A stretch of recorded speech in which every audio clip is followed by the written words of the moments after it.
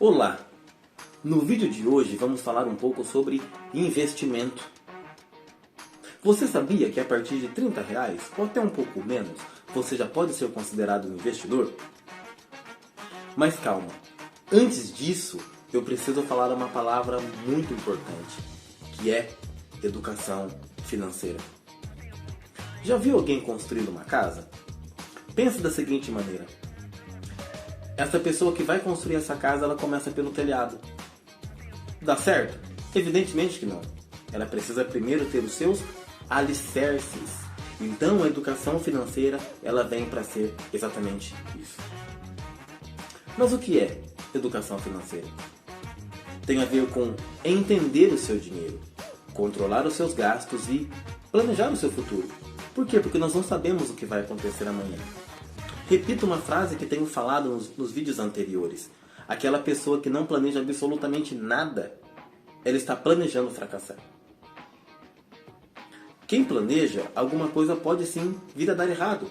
Mas quem não planeja, o contrário disso pode acontecer. Alguma coisa pode dar certo. Percebeu a diferença?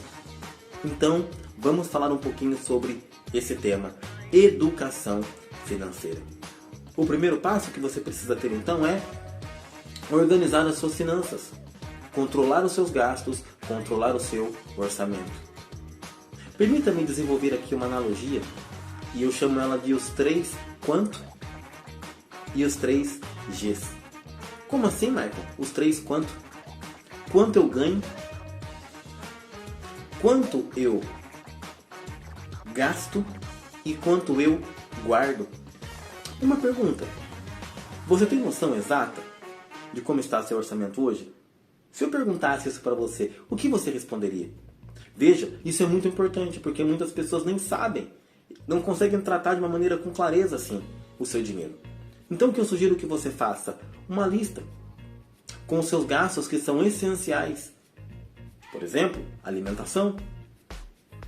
Alguns gastos que você percebe que são supérfluos, que você poderia tirar.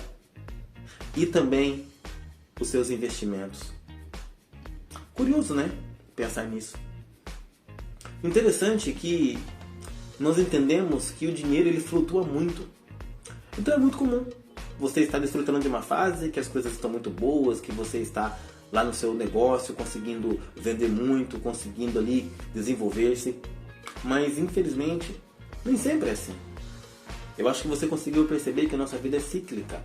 Por isso então eu falo um pouco sobre reserva de emergência. O que significa isso? Um dinheiro que você tem, antes mesmo de você investir, guardado. Por quê? Porque imprevistos acontecem. Infelizmente, o pneu do seu carro pode furar. Você pode ter uma goteira no seu telhado. Alguma coisa, alguma novidade. Ou até mesmo uma grande oportunidade. Mas aí você olha assim e fala, puxa vida, eu não tenho dinheiro. Porque eu vivo, como o pessoal brinca assim, eu vivo no limite. Então você não consegue aproveitar. E quando tem um gasto, ou quando tem um problema, você vai recorrer a outras pessoas. Ou até mesmo a empréstimos, cartão de crédito, e você vai entrar então numa bola de neve. É assim que as pessoas chamam. Então, o que eu sugiro que você faça? Tenha uma reserva de emergência. E o que é isso? Calcule o seu custo mensal. Supondo que, para que ele fique um pouco mais claro, supondo que você gaste R$ 1.000 por mês. Esse é o seu custo. Então você tem que ter pelo menos R$ 3.000 guardado. E evidentemente, se você tem um gasto maior, isso então aumenta. O ideal então é que você tenha no mínimo 3. Algumas pessoas, elas chegam a dizer, algumas pessoas da literatura, que é interessante você ter 1 ano. Por quê? Exatamente porque nós não sabemos o que vai acontecer. Então planeje, faça isso. E aí você pode então investir essa sua reserva de emergência em alguns lugares como Tesouro Selic, CDB de liquidez diária, ações, fundos, mas não fique sem. Outro ponto também é, você sabe investir? Você consegue fazer uma organização das suas finanças? Você entende um pouco sobre fundos imobiliários, tesouro direto, ETFs, investimentos? Então é bom o quê? Você começar a pensar nisso, para planejar a sua vida.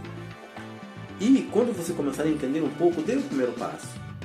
E seja uma pessoa que nós chamamos de regular, ou seja, aquela pessoa que não vai investir por emoção, mas aquela pessoa que vai estar investindo sempre. Porque a consistência de verdade, ela faz com que você tenha os benefícios. Os benefícios especialmente dos juros compostos. E é assim então que você constrói as suas finanças.